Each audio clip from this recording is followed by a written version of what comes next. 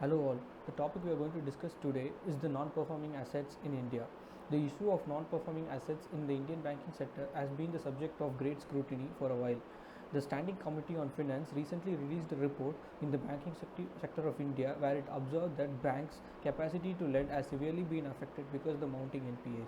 The Estimates Committee of Lok Sabha is also currently examining the performance of public sector banks with respect to their problem of NPAs and the loan recovery mechanism available.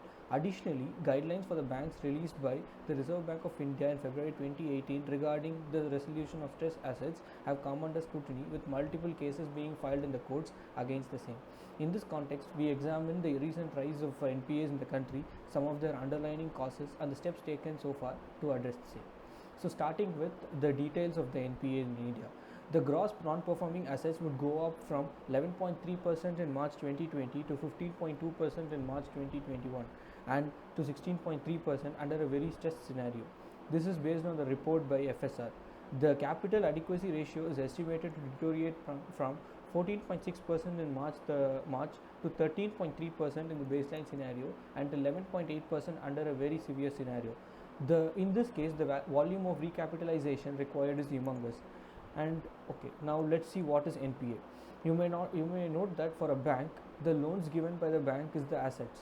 So if principal or the interest or both the components of the loan is not being serviced to the lender, then it would be considered as a non-performing assets.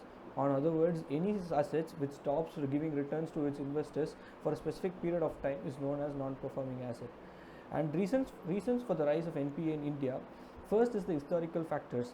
Between early 2000s and from 2008 for that matter, Indian economy was in a big boom. During this period, public sector banks especially have lent extensively to corporate houses. However, the profits of the corporate houses were under question because of lots of various other factors which hit the global economy. The ban in mining projects and the delay in environmental related permits for iron and steel sector, for power sector, and the volatility in prices of raw material and the shortage in availability of the same. All these affected these corporate houses to repay their loans, and this is one of the most important reasons for the rise of NPAs in public sector banks. And next is the relaxed lending norms. Because of the boom in the economy, lots of these norms were relaxed to corporate houses based on their status, and their credit rating was not properly calculated also. And in this regard, lots of banks reduced their norms and gave loans extensively to these companies, and this led to the rise of NPAs and lack of capital contingency planning. The banks did not conduct adequate contingency planning, especially for mitigating project risk. They did not factor in the in areas where, if, for example, a gas pipeline was not constructed, or if a project has not been able to acquire land, for example, in the highway sector, all these were not taken into consideration, and this led to the rise of NPAs because loans were given off, but proper risk mechanism was not in place. And next was the restructuring loan facility, which was given to big companies, and this big corporate houses use this as the leverage for paying the loans which they were not being able to pay, and this added more to the NPA's problem. And next is unforeseen economic shocks in terms of demonetization, or in the recent problem of COVID-19. And let's see what has been done so far to address the problem of NPAs. The regulatory measures taken to resolve NPAs can be classified into two kinds. One is the regulatory measure, and next is the bank recapitalization method. The regulatory measure is the Insolvency and Bankruptcy Code. In Insolvency and Bankruptcy Code, which was enacted in May 2016, it states that any non-performing assets or the company's assets will be solved within 180 days, and if it is not been able to solve in 180 days, the company will go the board will go ahead with resolving the assets by liquidating them.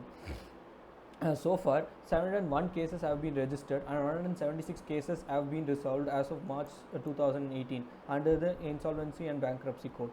And this will be handled by the National Law Tribunal or by the Debt Recovery Tribunal for personal insolvencies, and National Law Tribunal for corporate insolvencies.